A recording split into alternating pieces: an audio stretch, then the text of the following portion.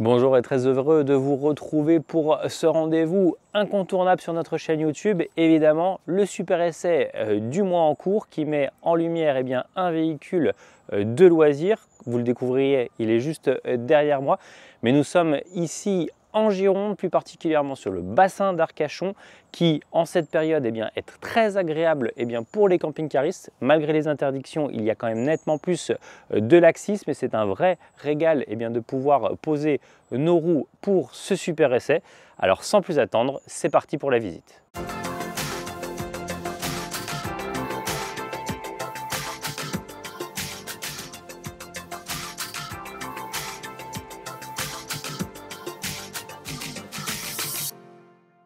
Ce mois-ci, nous avons la grande chance pour la première fois de pouvoir tester en exclusivité un véhicule de la marque italienne Mobilvetta Design.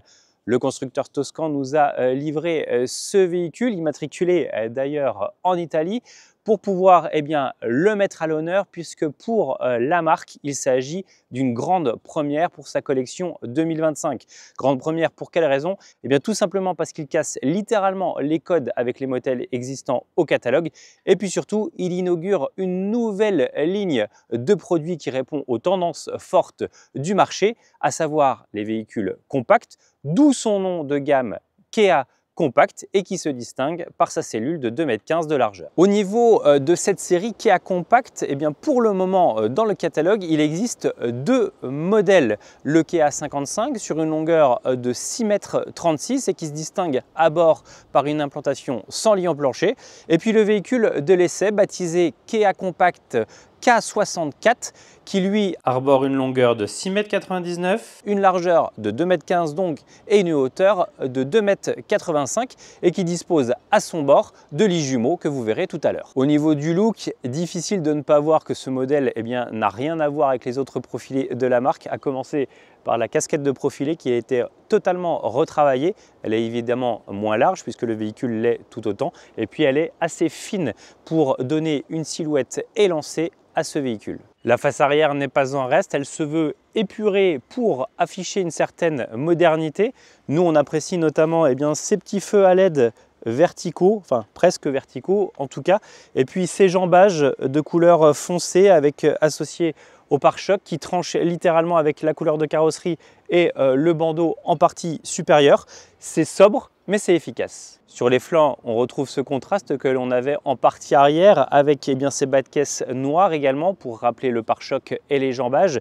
Et puis comme vous pouvez le constater, le décor de carrosserie est exclusif à cette série Kea Compact. Ça permet de trancher une fois de plus avec les profilés existants au catalogue, notamment les Kea P et les Crosser. On distinguera ici notamment cette ligne de produits Kea Compact clairement affichée et qui est assortie avec le bleu et le noir pour apporter plus de modernité.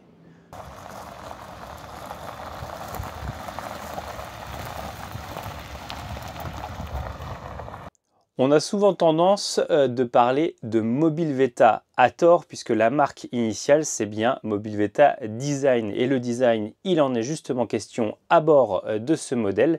Alors si on veut retracer un tout petit peu ce qui s'est passé ces derniers mois auprès de la marque, rappelez-vous que durant le salon des véhicules de loisirs de Paris-Nord-Villepinte, Mobilvetta avait décidé de présenter un concept car baptisé Fluidine et qui montrait notamment tout le savoir-faire de la marque. De prototype, Mobilvetta avait de la suite dans les idées puisqu'on retrouve quasiment l'ambiance intérieure au niveau du mobilier dans ces Kea Compact et ça inaugure là aussi un ameublement exclusif et inédit à cette série.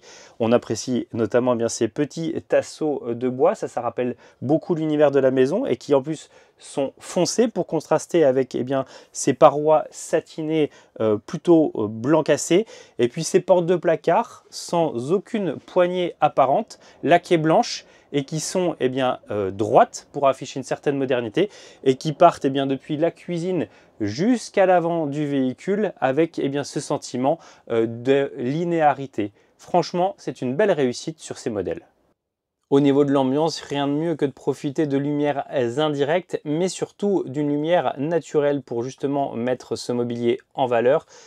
Mobilveta a donc décidé d'intégrer un Skyview de série dans la casquette de profilé pour le plus grand plaisir des occupants du salon qui profitent ici d'une certaine aération si on le souhaite et puis surtout d'une belle luminosité. Le salon, parlons-en, justement, il est situé en partie avant, logique, vous me direz.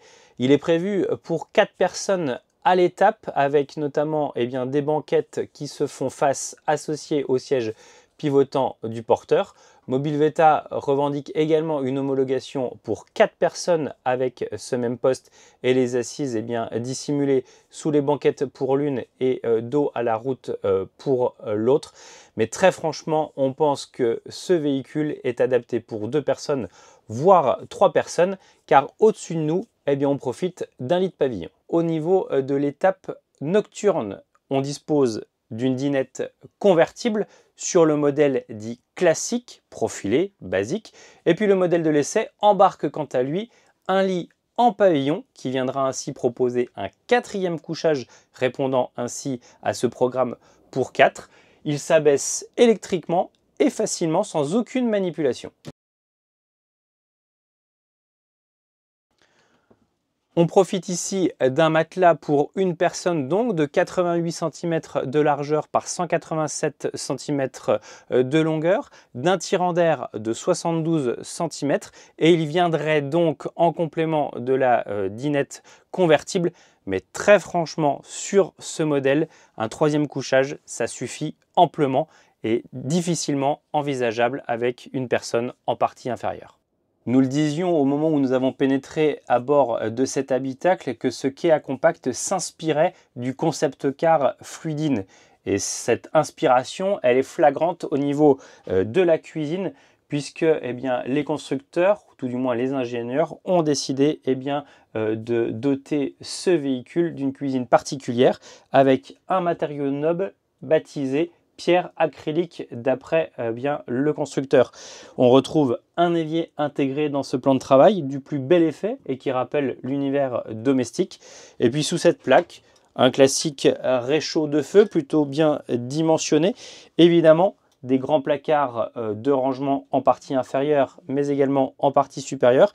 Et puis pour le côté mobile et fonctionnel, par exemple, cette petite plaque qui normalement vient cacher l'évier sert également de petit plan de travail avec des éléments intégrés au niveau des parois et qui sont complètement mobiles pour offrir ainsi une grande fonctionnalité. Ça c'est bien vu et c'est clairement repris de ce chocard. D'un point de vue équipement, rappelons également qu'il y a la présence d'un frigo à compression, volume 150 litres avec 17 litres de freezer. Jusqu'à présent, la sensation d'espace dans l'habitacle était bonne. Malheureusement, il y a un petit bémol sur ce véhicule et c'est exactement là où je me trouve entre le réfrigérateur et la paroi à la droite de mon épaule avec un passage réduit à une 60aine de centimètres à peu près.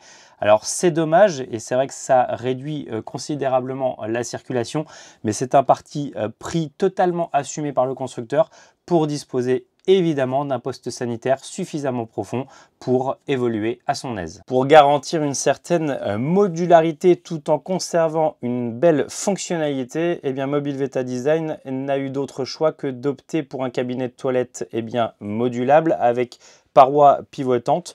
De prime abord, on dispose d'un cabinet de toilette avec, qui plus est, cet évier intégré sur une surface de pierre acrylique qui rappelle évidemment la cuisine et qui montre un aspect flatteur dans cet espace sanitaire.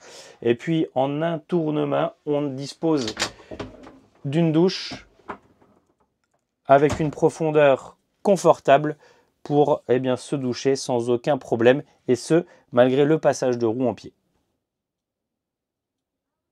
Nous arrivons désormais dans la pièce maîtresse de ce profil Kia Compact 64, à savoir l'espace nuit. La chambre est logiquement logée en partie arrière et elle reprend tous les codes esthétiques dont nous avons parlé précédemment, à savoir ces tasseaux de couleur foncée avec ces belles intégrations de LED pour apporter un aspect chaleureux avec des lumières indirectes. Les placards laclés blancs sont en ombre en pavillon. Il y en a 5 au total qui offrent ainsi un bel espace de rangement.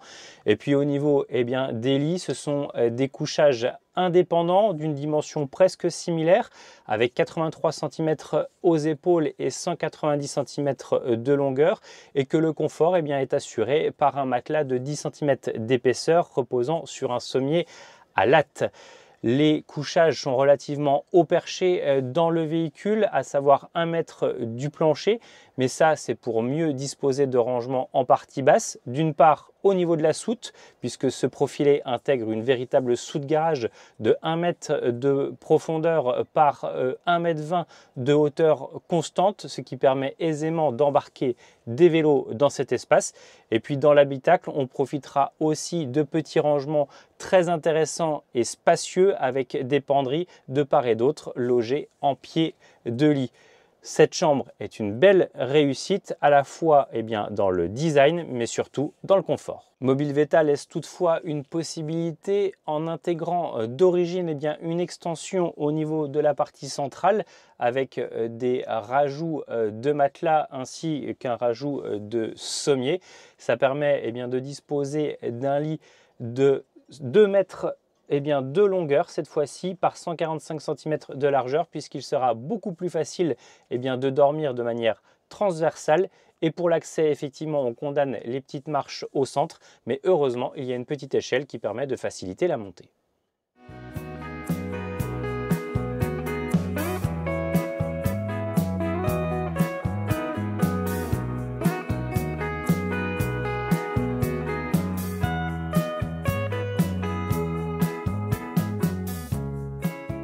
On ne peut évidemment pas terminer ce Super SE sans évoquer le prix de ce modèle, et sachez que de base il est commercialisé à partir de 79 990 €, avec un prix qui comprend la motorisation 2,2 litres de 140 chevaux et puis une liste d'équipements standards plutôt complète, à l'image notamment des stores occultants de la cabine, du Truma Combi D6 ou encore d'un panneau solaire de 200 watts de puissance.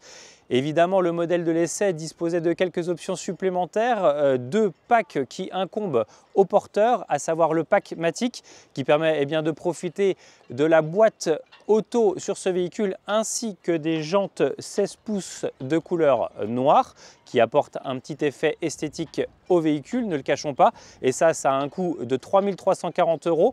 Il y a également le pack extra Fiat avec les compteurs digitaux, la climatisation automatique, le chargeur à induction ou encore les phares full LED technologie.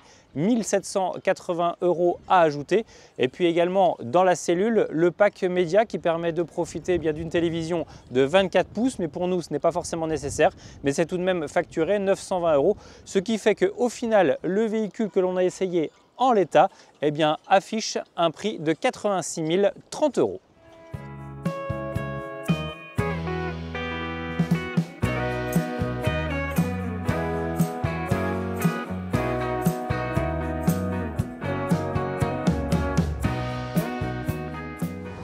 Pouvoir se promener sur les plages du bassin d'Arcachon, c'est un vrai plaisir, mais malheureusement pour nous, c'est la fin. Ce Super SE est terminé. Nous espérons que vous avez apprécié cette vidéo autant qu'on a eu de plaisir à la réaliser. Vous pouvez d'ailleurs le notifier avec le petit pouce en l'air juste en bas. Et puis surtout, n'oubliez pas de vous abonner à notre chaîne YouTube, c'est totalement gratuit. Activez également la petite clochette pour ne rien rater de toutes les vidéos que nous mettons en ligne très régulièrement. En ce qui nous concerne, retour à Paris, mais on se retrouve très prochainement dans un autre coin de la France, voire peut-être à l'étranger, qui sait. En attendant, prenez du bon temps, prenez soin de vous, et puis pour ne rien rater de l'actualité camping-car, direction nos réseaux sociaux, Facebook et Instagram, et puis notre site internet www.camping-car.com. Allez, on se retrouve très bientôt.